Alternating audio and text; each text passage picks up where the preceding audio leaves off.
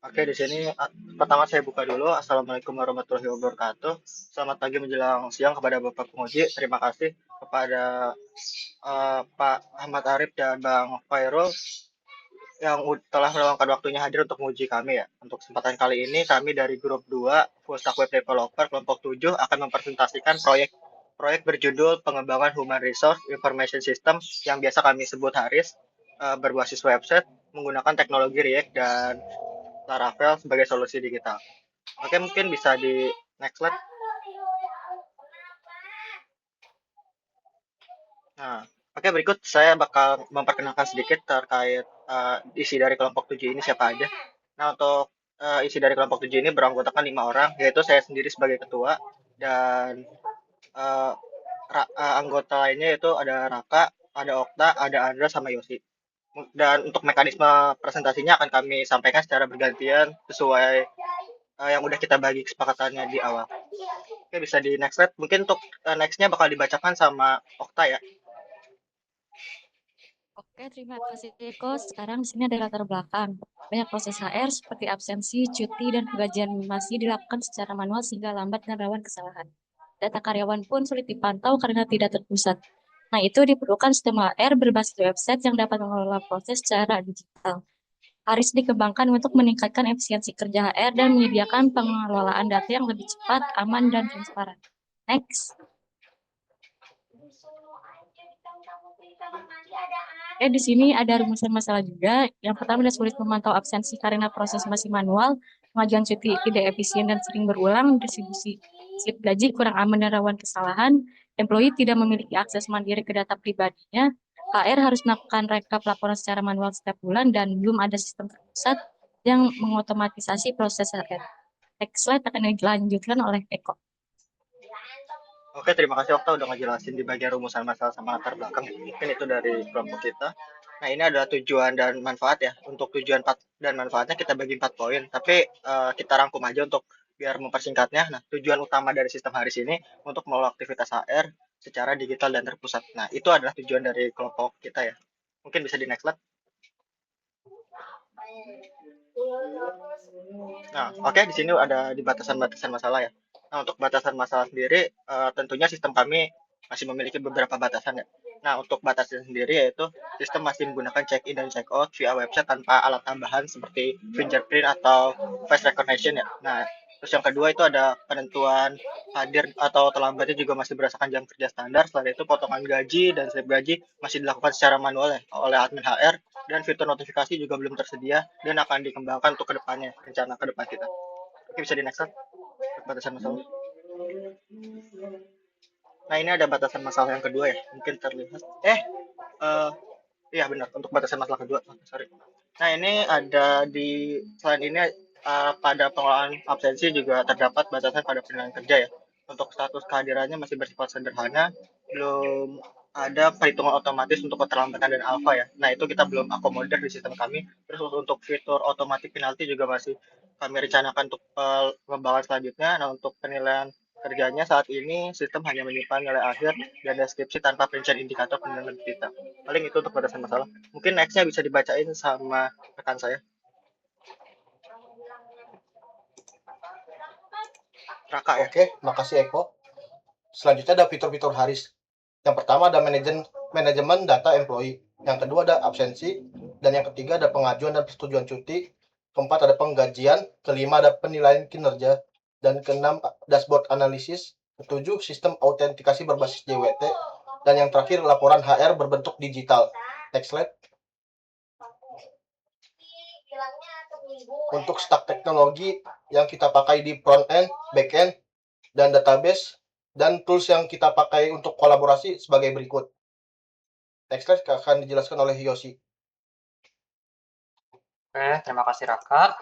Dan ini adalah pembagian job desk dari kelompok kita, yaitu Eko sebagai backend, Raka sebagai backend, Okta sebagai UI UX serta front end, Riandra sebagai front end, dan saya sendiri Yosi sebagai front end. Dan untuk dokumentasi drive kelompok kita kelompok digunakan untuk menyimpan dokumen, laporan, dan berkas pendukung proyek secara terpusat. GitHub frontend dan backend menyimpan kode sumber aplikasi Harris agar versioning dan kolaborasi tim lebih terstruktur.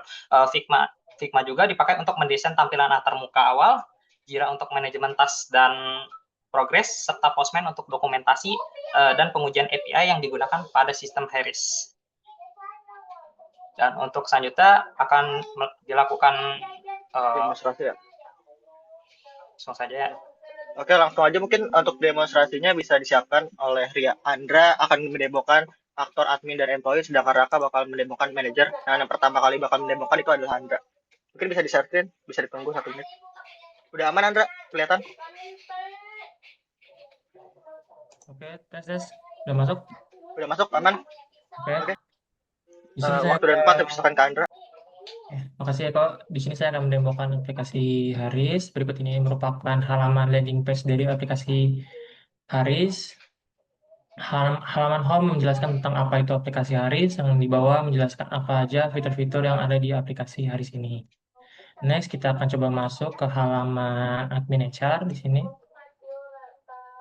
Berikut ini merupakan halaman admin HR bagian dashboard yang berfungsi untuk summary data employee dan data attendance. Di sini ada total employee, active user, lalu di bawahnya ada employee growth, attendance overview ada attendance record today, rata-rata jam kerja, dan attendance trend per hari. Next, kita coba masuk ke halaman employee yang berfungsi untuk manajemen karyawan. Di sini kita bisa search berdasarkan nama, lalu ada filter juga di sini. Kita coba search berdasarkan nama dulu. Sudah muncul, dan kita juga bisa coba filter di sini bagian departemen IT. Oke, sudah berfungsi, dan di sini kita juga bisa customize kolom data apa saja yang mau bisa ditampilkan di sini. Kita coba email, nanti akan muncul. Lalu di sini ada row per page, mau menampilkan data berapa aja yang ada di tabel. Nah, nanti dia akan muncul. Selanjutnya di sini kita juga bisa membuat akun karyawan. Kita contohkan terlebih dahulu di sini.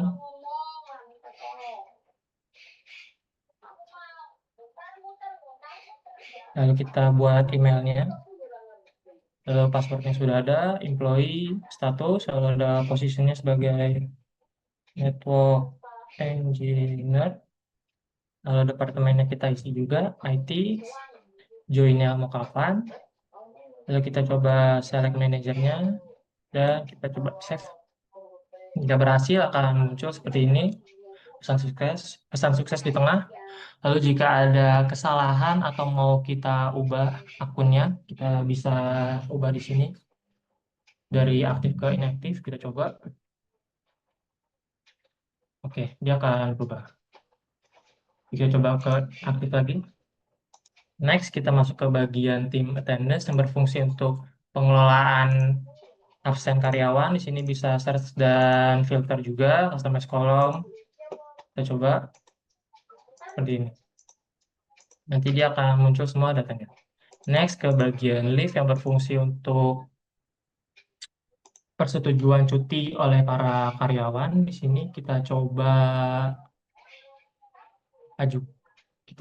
tujukan ke bagian Okta. Kita coba approve di sini, kasih note-nya.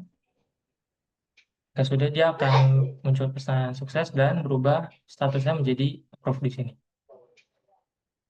Next, kita masuk ke halaman salary slip yang berfungsi untuk generate slip gaji. Seperti pada umumnya ada search, filter, dan lain-lain. Kita coba create di sini slip gaji untuk Budi. Kita coba Desember. Kita coba 10 juta. Deduction-nya kita coba 100.000. Lalu kita lihat.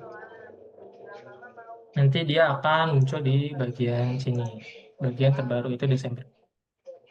Lalu jika ada salah juga kita bisa edit dan delete di sini. Next, yang terakhir pada bagian admin HR, di sini ada performance review yang berfungsi sebagai penilaian karyawan. Kita coba lihat dulu. Kita cari nama karyawan mana yang mau kita nilai. Kita coba Okta lagi. Periodenya kapan? Kita tentukan terlebih dahulu. Total bintangnya berapa? 1 sampai 10. Lalu ini opsional, review description, coba kita save. Oh, kita coba bagus. Nah, dia akan berhasil. Kita coba cari namanya tadi Okta.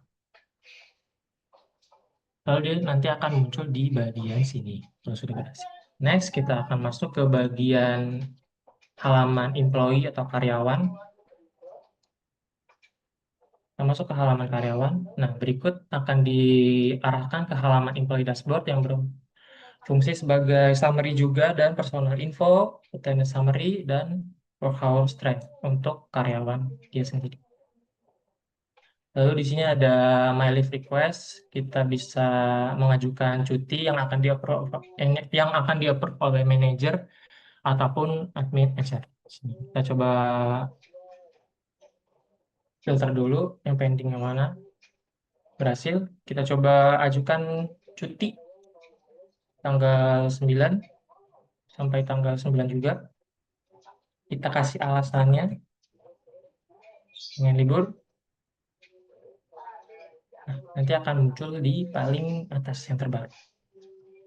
Next, ke halaman My Attendance yang berfungsi untuk absensi karyawan. Di sini seperti biasa ada filter, customize, dan low profile, dan lain-lain. Kita coba check-in terlebih dahulu. Jika sudah check-in, akan muncul di bagian atas. Jika sudah, akan bisa check out dulu. Nanti dia akan berubah seperti ini tampilannya, jika sudah check-in dan check-out hari ini. Next, ada halaman My Salary yang berfungsi untuk melihat data slip gaji yang telah di-generate oleh para admin. Kita bisa filter juga, coba filternya. Berfungsi. Di sini juga kita bisa lihat sebagai list. Di sini juga kita bisa masuk ke bagian My Performance Review atau penilaian kinerja karyawan yang telah dinilai oleh para manajer ataupun admin HR. Yang terakhir ada My Profile, yaitu data diri karyawan. Di sini ada nama, personal info, employee information, dan system information. Kita coba logout. Dan untuk bagian manajer akan dijelaskan oleh Raka. Oke, makasih Andra. Oke, apakah sudah tampil? Masih loading, Rak. Tunggu dulu. Nah, oke, udah tampil, Rak. Aman. Oke. Nah, pada bagian halaman Dashboard Manager, di sini ditampilkan sebuah ringkasan data absensi dan performa karyawan. Ada total kehadiran, rata-rata jam kerja, rata-rata rating tim, dan total review di bulan ini. Pada halaman team member di sini menampilkan data karyawan, ada fitur search dan filter, dan customize column.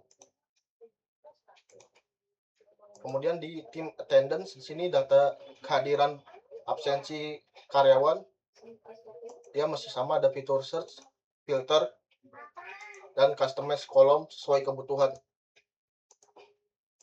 Kemudian tim leaves di sini data pengajuan cuti oleh karyawan dan persetujuan cuti oleh manajer.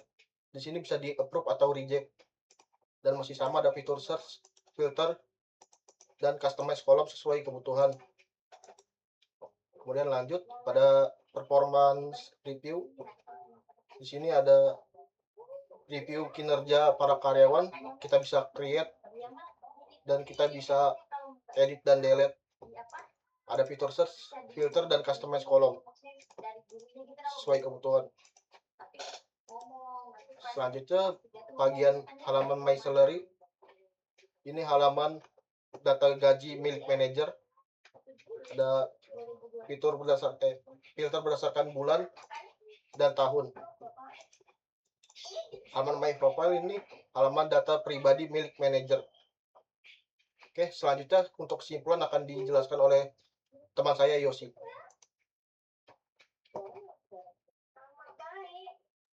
Oke, terima kasih Raka.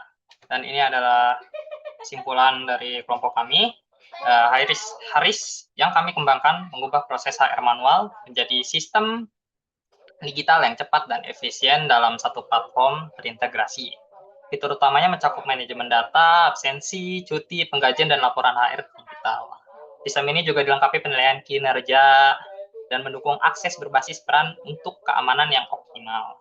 Dibangun dengan React.js, Laravel, dan MySQL, sistem ini siap digunakan dan memiliki potensi pengembangan lebih lanjut, khususnya pada notifikasi eksternal dan otomatisasi payroll.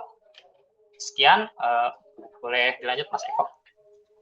Oke, mungkin demikian presentasi dari kelompok 7 ya terkait Haris yang bisa kami sampaikan. Selanjutnya kami persilahkan kepada Bapak penguji apabila ada pertanyaan atau masukan untuk kelompok kami.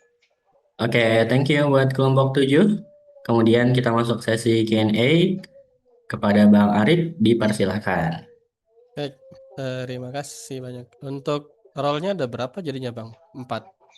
Manajer, karyawan, HRD, sama admin. Ada 3 Bang.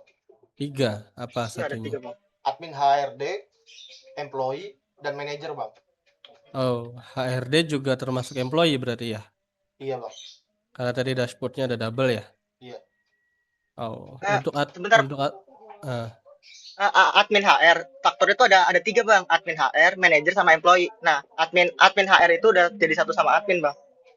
Iya, maksudnya dia termasuk karyawan juga kan? Iya, termasuk karyawan Nah, juga. tadi saya lihat Betul. dashboard-nya dia bisa melihat dashboard diri sendiri kan? Iya, betul. Heeh. Ya, karyawan juga. Ya, oke, itu mau confirm itu dulu. Nah, yang kedua, apakah di bisnis proses ini ada tabel divisi atau bagian? Karena saya lihat ada satu hal yang miss di sana. Manajer itu bisa melihat semua data karyawan, tapi seharusnya secara bisnis prosesnya sebenarnya kan manajer punya divisinya masing-masing dan harusnya bisa melihat divisinya sendiri saja atau bagian sendiri saja. Coba dijawab. Maaf, oke, saya jawab ya. Sebenarnya kalau di flow kita ya, untuk mungkin bisa ke arahin aplikasi nggak ya? Atau saya screen-nya yang saya screen? Boleh, silakan. Nah, sebentar ya.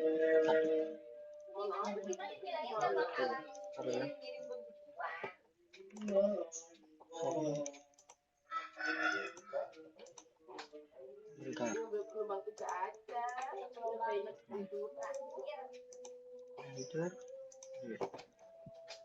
Kalau saya screen-nya ke oke, ini aduh itu diganti taruh. Taruh. Bisa nggak kok? Gua aja. Nah, ini bisa. Ada nggak kelihatan nggak? Yes. Nah, sebenarnya ini tuh flow-nya kan ya, kita kan sebenarnya ini yang apa ya, si tim membernya ini punya atasannya, acuan dari kami tuh. Jadi atasannya itu namanya Raka. Nah, jadi buat kelompokinnya ya dari siapa manajer dia gitu di per usernya, bukan dari divisionnya sebenarnya. Nanti kan si manajer itu kan pasti punya divisi kan, divisinya itu yang bakal apa ya, yang manajer pimpin itu, divisi yang manajer pimpin itu yang akan apa ya, bukan, jadi di divisi yang manajer punya itu dia punya anak buah sih, intinya sih kayak flow-nya kayak gitu sih. Kalau itu akan sangat perusahaan yang fatal kita kalau ambil. manajernya dihapus atau pindah. Kalau manajernya dihapus atau pindah, Itu akan sangat fatal karena ratusan orang akan diubah datanya. iya sih benar. Iya sih benar lagi. Kenapa ya sih benar? Karena kalau merujuk ke orang itu bisa mobilitas kemana-mana, bisa turun jabatan, bisa dipindah, bisa apapun ya. Tapi kalau merujuknya ke sebuah divisi itu hanya bisa berubah nama. Nah, kan maksudku Bang? Iya, masuk. Jadi kalau saran saya, tadi makanya tadi aku mau confirm dulu apakah ini ada divisi atau bagian atau sejenisnya, yang mana si manajer divisi tersebut hanya bisa mengelola karyawannya saja. Kalau sekarang saya belum tahu nih apakah memang seperti itu flow-nya, tapi dalam rujukan nama manajernya, gitu ya. Kalau saran saya ketika memang rujukannya ke nama manajernya itu akan sangat fatal dari sisi data. Karena ketika dia turunkan jabatannya, ketika dia mobilitasnya kemana-mana, itu akan banyak orang yang diubah datanya. Oke, itu satu. Jadi, tapi secara role, apakah seperti tadi saya sampaikan, di sini ada berapa manajer? Raka, terus siapa lagi? Manajer kita bisa cek di bagian ya, HR misalnya, coba di bagian HR ada berapa manajer? Jadi Raka kan ada 67 orang tuh. Ya. Kalau di sini berapa siapa lagi manajernya? Ini ada kita ada 5 manajer. Iya, coba Dina Ayu Lestari, coba masuk ke Dina Ayu Lestari. Oke. Apakah benar sudah ada rujukan ke manajernya masing-masing? Bisa nggak lihat ininya, lihat password, masuk ke akunnya. Kita aman, Ingat kita nggak tahu pas. akunnya? Ingat akunnya ingat. Oh. Nah, saya cuma cek email aja.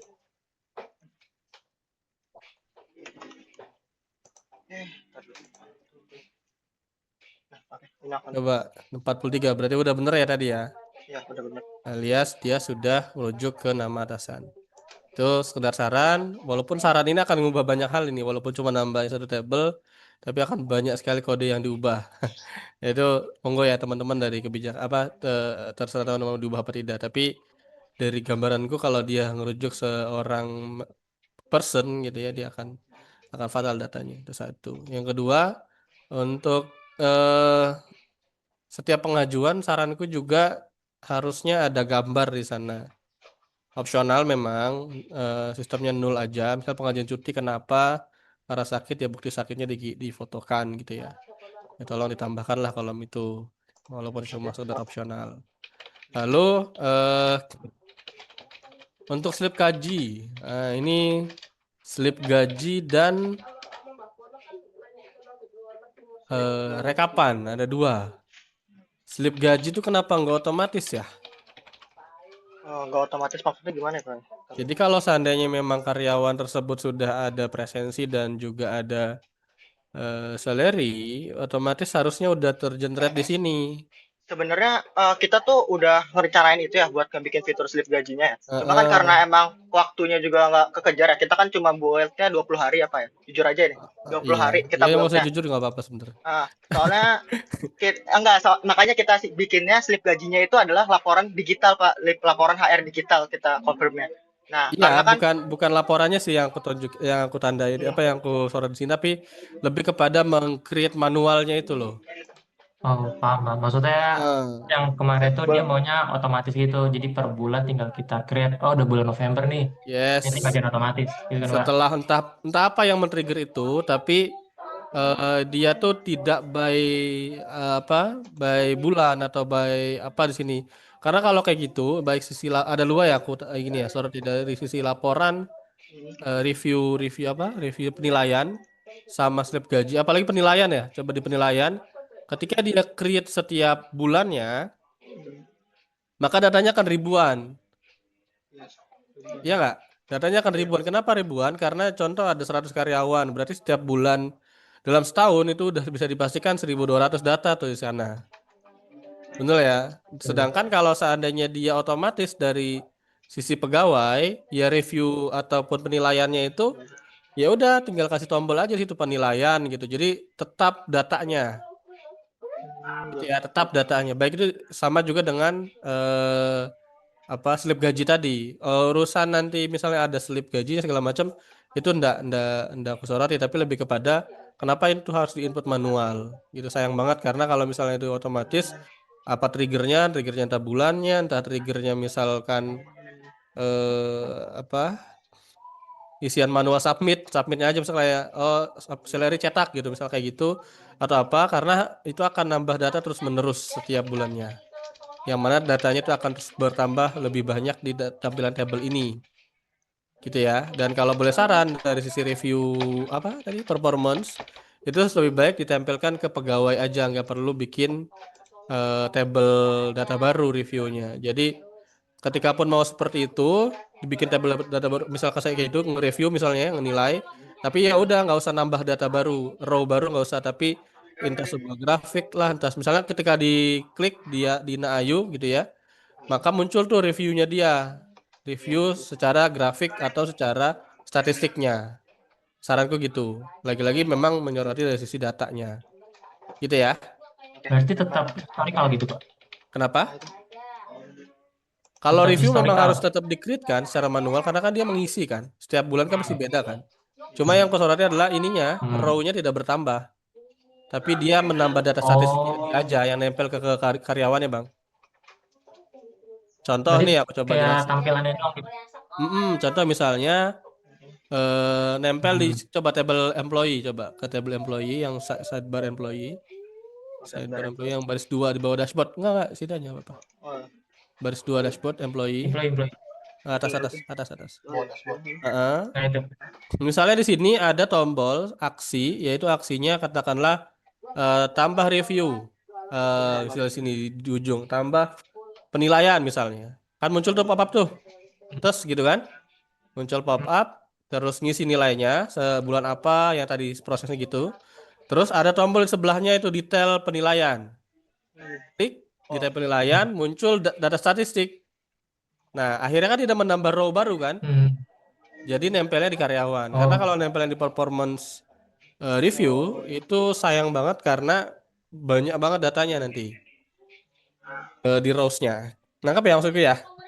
Ya, nangkep berarti di di employee ini punya langsung fitur performance review sama slip gajinya kan ya, dijadiin satu kan ya buat fiturnya. Jadi nanti kalau Iya. misalnya mau lihat, kita berdasarkan karyawan aja mau lihat detailnya gitu, detail slip gajinya atau performance reviewnya. Seperti itu bukan Pak? Betul sekali. Jadi biar tidak boros dari sisi raw data. Oke, baik Pak. Karena kalau kayak gitu apalagi kalau sampai si salary-nya dia yang slip gajinya otomatis. Otomatis. Oh, iya. Nah, satu Oke, baik, lagi Pak. pertanyaan mungkin yaitu dari sisi perhitungan gaji. Apakah dia sesuai attendance atau tidak? Sesuai attendance. Oh, sesuai kehadiran ya. Nah, itu masih dihitung manual sih Pak. Kalau misalnya emang dia alpha, ya nanti si AR-nya masukin alpanya itu di deduction di sini. Duh, kan ada sisi presensi tadi. Ya, sisi presensinya itu sebenarnya masuk ke rencana berkelanjutan ya Pak. Makanya kita belum kembangin sampai sana karena waktunya nggak sempet Pak. Ya itu sebenarnya emang udah masuk ke plan kita kan, payroll engine itu udah masuk ke payroll engine itu udah masuk ke plan kita. Tapi emang karena nggak sempet kita buat kayak seperti ini dulu sih Pak. Jadi akhirnya create salary-nya juga nge-create ya, bukan menghitung secara otomatis ya. Betul, Pak. Oh. Kalau iya betul Pak. Paling kalau cuma ya deduction aja sih, dikurang deduction ini paling kalau misalnya mekanismenya si HR pasti harus masukin mungkin misalnya dia alpha berapa kali ya, mungkin harus dimasukin jumlah alpanya itu atau Per dendanya alpha itu berapa potongannya? Kalau di tempat saya bekerja sih ya, saya ambilnya itu Enggak, di sini sistem ini. Kalau di sistem ini tergantung Pak, kan bisa di-input di deduction. Jadi deduction itu inputnya angka pengurangannya. Angka pengurangannya, benar Pak. Oh, bukan angka alpanya. Angka pengurangannya, ya. Angka pengurangannya, angka total yang mereka harus minusin sih sebenarnya. Kalau misalnya alpha ataupun kena sanksi. Kayak gitu sih Pak. Oke. Kalau dari saya itu sarannya Bang. Jadi mungkin tidak menguji beberapa kode karena memang saya tadi ngecek. Akhirnya di sini interaksi antara user, employee atau manager dengan admin itu tidak ada. Tidak ada dalam tanda kutip tidak by system. Bener nggak? Karena ketika si user dia attendance atau presensi, dia itu hanya jadi sebuah data presensi aja. Tidak meng-cross check presensi dalam sebulan itu bulannya ada berapa tanggalnya, kan ada yang 30, 31, 28, 29 gitu ya. Terus nanti otomatis dia akan pengurangan ketika dia absennya alpha di hari itu atau tidak absen di hari itu. Kan berarti interaksinya manual semua tuh, tidak ada sama sekali kan? Ya. Clear ya? Saya tadi mau cross check ini karena memang mau memastikan itu aja. Karena kalau memang itu ada, saya ingin lihat kodenya sebenarnya. Tapi ternyata memang ini by manual aja kan? Iya, by manual. Jadi akhirnya banyak si alur yang terpotong banget. Jadi padahal itu kunci ini ya, fitur kunci ya, attendance, bla bla bla. Jadi tidak ada lagi namanya create salary. Bayangin kalau sampai ada create salary di sebuah perusahaan setiap bulan, itu butuh berapa orang SDM tuh untuk input, karena biasanya satu perusahaan minimal 50 orang misalnya, atau lebih gitu yang perusahaan besar gitu. Satu orang di create salary-nya setiap bulan, create salary gitu. Lalu apa gunanya si attendance dan apa gunanya si misalnya fitur itu gitu ya. Ya. Bedanya dengan gitu paling emang untuk fitur itu emang cuma bisa dipakai buat ke data absensi dulu aja sih Pak, emang sementara. Mungkin kalau misalnya ke depannya ada pengembangan, nanti bisa kita kembangin lagi, kita integrasiin lagi kok. Ini soalnya emang dikit lagi nih sebenarnya, dikit lagi. Ya, dikit lagi itu dalam artian bisa menghitung attendance tadi, terus otomatis salary-nya tercetak, nyambung banget nih sama sama slip, Iya.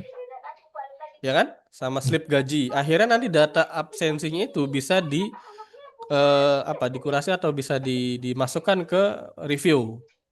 Jadi ketika dia mereview ada pertimbangan presensi di sana. Itu tuh. Jadi dikit lagi sebenarnya nih kalau Tapi itu diselesaikan di udah disempet brief sih, Wak. Kayak gini nih bakal buat metode gimana nih antara attendance sama performance review. Tapi udah benar-benar mepet, udah di area akhir, kita belum testing juga nih. Kayak kita skip dulu deh bagian yang itunya. Nggak apa-apa. Saya tadi izin memastikan aja, khawatir saya salah persepsi. Tadi soalnya saya tidak di simulasi tadi tidak menemukan otomatisasi dari sisi perhitungan attendance dengan perhitungan gaji. Gitu. Kalau dari saya sih mungkin itu aja. Mohon, ini lumayan banyak nih kalau mau dikirim, saya kirim catatannya nih. Ada 1, 2, 3, 4, 5, 6 catatan di saya nih. Yang pertama tadi nambahin divisi gitu ya. Yang kedua terkait dengan usulan atau cuti atau apapun itu harus ada gambar. Terus yang ketiga ada penilaian harusnya ada di rekapan karyawannya aja gitu ya, review tadi. Terus juga otomatis untuk slip gaji dan juga untuk attendance nyambung ke gaji.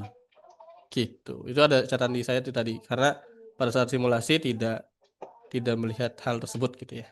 Kalau itu jadi semua tuh keren. Dari saya mungkin itu, Bang Fairul, mohon izin. Kalau ada yang mau tanggapi lagi, monggo. Oke, terima kasih untuk Bang Arif ya. Teman-teman dapat banyak masukan, nanti silakan dari masukan beliau bisa dilakukan revisi ya. Masih ada waktu sampai program akhir ini selesai di tanggal 31 nanti.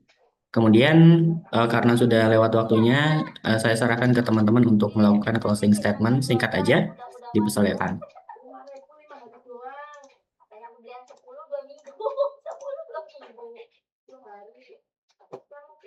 Mendingan entry masa aktifnya lama sebulan XL 2 minggu 2 minggu. Kurang lebihnya mohon maaf ya. Mohon maaf. Paling kita ucapkan terima kasih. Wassalamualaikum warahmatullahi wabarakatuh. Waalaikumsalam warahmatullahi wabarakatuh.